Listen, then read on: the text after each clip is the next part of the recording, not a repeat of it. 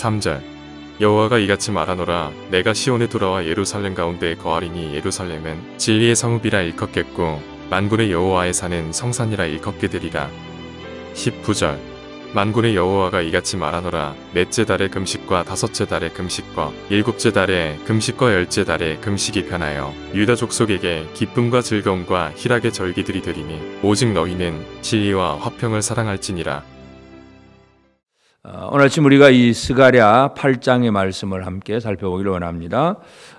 이 학개와 스가랴를 통해서 예루살렘 성전을 짓다가 중단했던 사람들이 다시 성전을 다 완공을 하고 하나님이 주신 그 말씀대로 이제 다시금 순종하면서 성전을 완공했을 때에 하나님께서 여러 가지 환상도 보여주시고 환상으로 여러 가지 말씀도 하시고 오늘 8장에 보면 그들에게 주신 하나님의 회복의 약속, 하나님이 함께 하시는 은혜와 복, 이것을 말씀하시는 것을 보게 됩니다. 그래서 스가랴 8장의 내용은 믿음으로 사는 자들이 누릴 수 있는 복이 무엇인가 하는 것을 우리가 살펴볼 수가 있습니다. 모든 사람들이 복을 받기를 바라고 복을 원하고는 있지만 그 복이 어떻게 주어지는가에 대해서는 별 관심이 없습니다.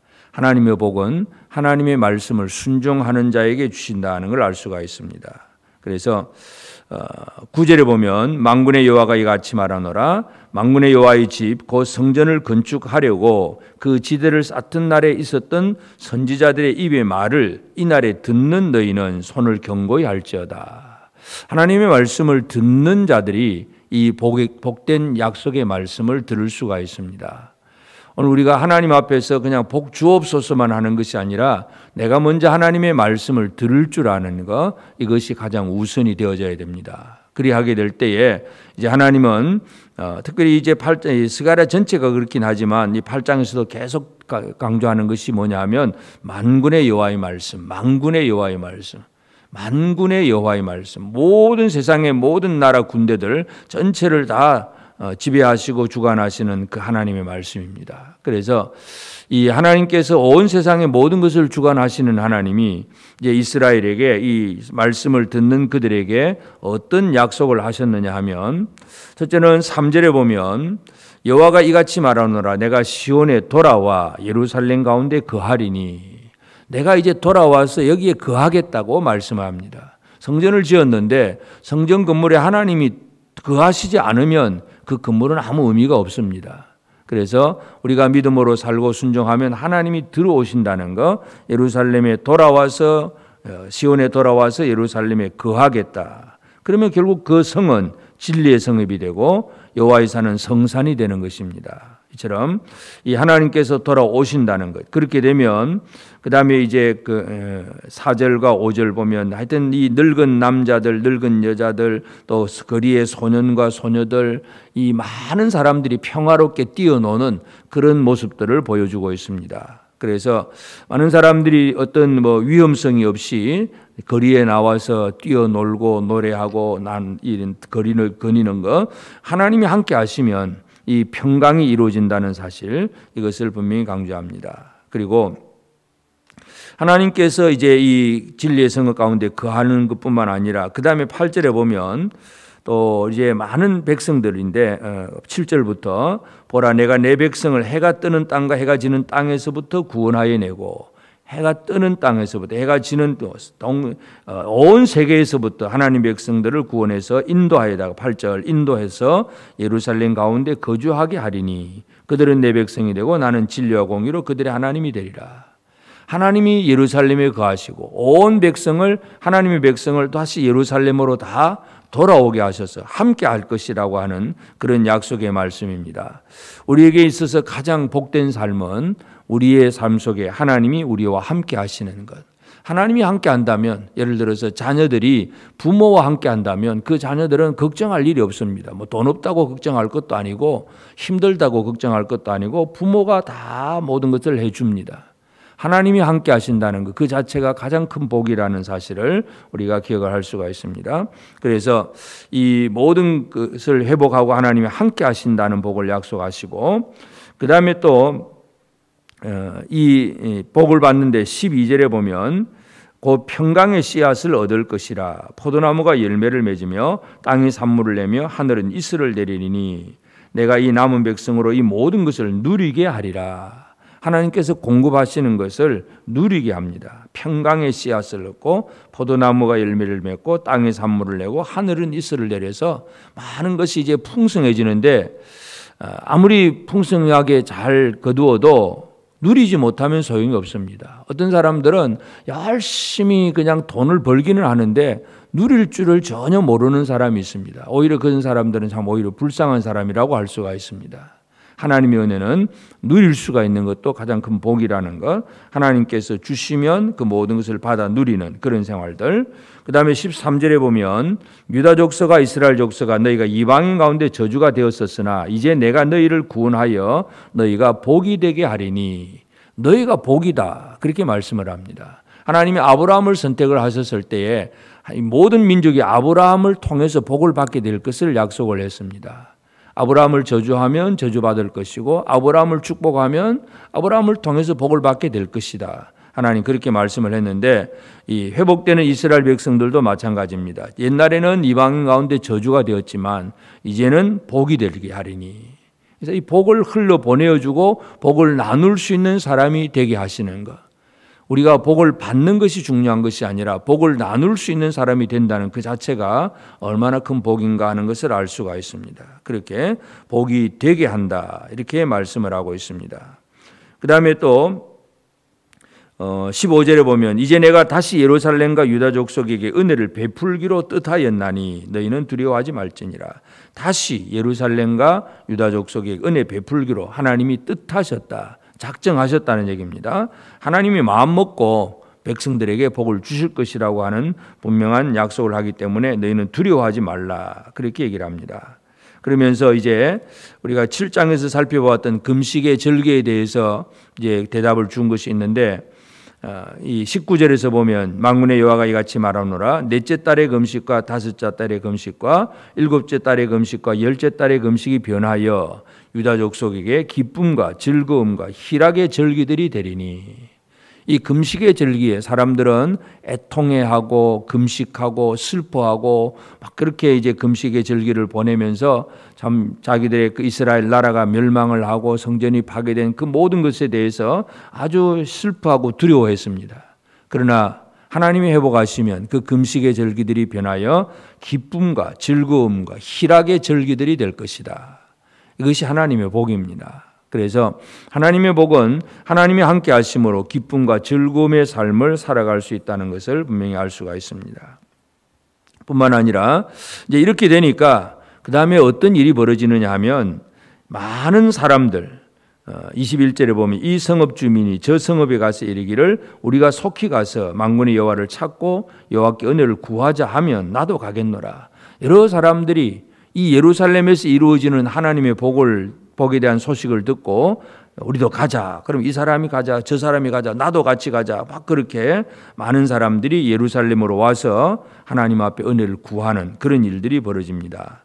마지막 절도 보면 만군의 여호와가 이와 같이 말하노라. 그날에는 말이 다른 이방 백성 10명이 유다 사람 하나의 옷자락을 잡을 것이라. 잡고 말하기를 하나님이 너희와 함께 하심을 들었나니 우리가 너희와 함께 가려 하노라. 하나님이 함께하는 백성을 그 한 사람 유다 백성 한 사람에게 이방인들 말이 서로 다른 이방인들 10명이 유다인 한 사람 붙잡고 우리도 함께 하나님 섬기겠다고 말하는 그런 결과가 나옵니다. 그 이상의 복이 있겠습니까? 그래서 우리는 이 스가랴 8장을 통해서 하나님께서 하시는 약속의 말씀은 그들과 함께 할 것이라는 것. 그 함께함은 예루살렘 성 자체도 평강이 되는 것이고 또 하나님의 복을 그들이 풍성하게 누리게 되는 것이고 또 이 금식의 절기들은 희락의 절기로 바뀌어지게 되는 것이고 예루살렘이 오히려 다른 사람에게 영향력을 선한 영향력을 끼쳐서 많은 사람들이 유대인 한 사람 붙잡으면서 우리도 같이 가자, 날 좀 끼워달라 그렇게 얘기할 정도가 된다는 것입니다. 오늘 우리 믿음의 사람들이 이런 복을 누리고 있는가를 한번 우리 자신들을 한번 돌아보기를 바랍니다. 하나님 나와 함께 하심으로 내 안에 평강이 이루어지고 기쁨과 즐거움이 이루어지고 선한 영향을 통해서 많은 사람들이 나를 통해서 복을 받기를 바라보면서 내 옷자락을 붙잡을 수 있는 그런 삶이 되는 것. 이것만이 참으로 하나님께서 우리에게 주신 가장 큰 복이라는 사실을 알 수가 있습니다. 그래서 이제 이 복을 원하면서 하나님께서 약속을 하시면서 이제 그 성전 지대를 쌓는 그 순종했던 사람들에게 이제 해야 될 일이 뭐냐? 이 복된 약속을 받는 사람들이 할 일에 대해서는 10절에 보면 이날 전에는 사람도 싹을 얻지 못하였고 짐승도 싹을 받지 못하였으며 사람이 원수로 말미암아 평안에 출입하지 못하였으나 내가 모든 사람을 서로 풀어주게 하였느니라. 서로 풀어주라. 서로 풀어주라. 서로 비난하고 정죄하고 그저 얽어매는 그런 생활이 아니라 복을 받은 자들의 삶은 서로 풀어주는 삶이라는 것을 분명히 얘기하고, 그리고 또 16절에서 보면 너희가 행할 일은 이러하니라. 행할 일이 복받는 자들아 할 일이 뭐냐 하면 너희는 이웃과 더불어 진리를 말하며 너희 성문에서 진실하고 합평한 재판을 베풀고 마음에 서로 해하기를 도모하지 말며 거짓 맹세를 좋아하지 말라. 이 모든 일은 내가 미워하는 것이니라. 그래서 하나님이 주신 복을 받는 자들의 삶은 하나님 말씀대로 사는 것입니다. 그래서 성전을 건축하고 재건하는 것도 중요하지만 그 외에도 진실하게 또 이웃과 관계 속에서 참 사랑을 베풀고 거짓 맹세하지 아니하고 형제를 돌아보는 그런 삶을 살아내는 것, 이것이 가장 중요하다는 것을 보여줍니다. 그리하게 될 때 우리는 열방이 우리에게로 돌아오는 그러한 은혜를 누릴 수 있다는 것을 기억할 필요가 있습니다. 그래서 스가랴 8장은 바로 이처럼 성전을 재건하라 하는 명령에 순종하는 자들에게 하나님께서 주시는 복의 약속입니다. 그래서 복은 누가 받느냐? 순종하는 자가 받습니다. 그 복을 누가 계속되게 할 수 있느냐? 말씀에 또 순종하는 자가 복을 잃어버리지 않게 될 것입니다. 그래서 오늘 이 아침 우리는 하나님께서 내게 주신 복이 무엇인가를 다시 한번 기억하면서, 첫째는 하나님의 말씀에 순종하는 생활들, 명령에는 순종을 하고 약속은 신뢰하고 그리고 그 은혜는 누릴 줄 아는 그런 우리 모두가 되어져야 되겠습니다. 그래서 우리는 이 아침 이 스가랴 8장을 통해서 하나님께서 함께 거하시는 이 복을 우리에게도 주실 것을, 그래서 오늘도 우리 가정에, 우리 교회에, 우리의 그 삶 속에 하나님이 함께 하셔서 우리의 삶이 평강이 넘치고 또 다른 많은 사람들이 우리를 바라보면서 나도 너와 함께 하겠다고 말할 정도로 은혜를 베풀고 나누는 복이 된 삶을 살아내는 우리 모든 성도들 꼭 되어지기를 주의 이름으로 축복합니다. 기도하십시다. 이제 오늘 받은 말씀으로 함께 기도하겠습니다. 하나님과 함께하는 우리 삶이 평강과 희락이 넘침으로 주변 사람들이 우리의 옷자락을 붙들고 우리와 함께 하나님을 섬기려는 일들이 벌어지게 하옵소서. 하나님을 내 안에 모신 자로서 다른 사람에게 진리를 말하며 인애와 긍휼을 베푸는 하나님의 사랑을 잘 실천하는 힘을 더하여 주옵소서.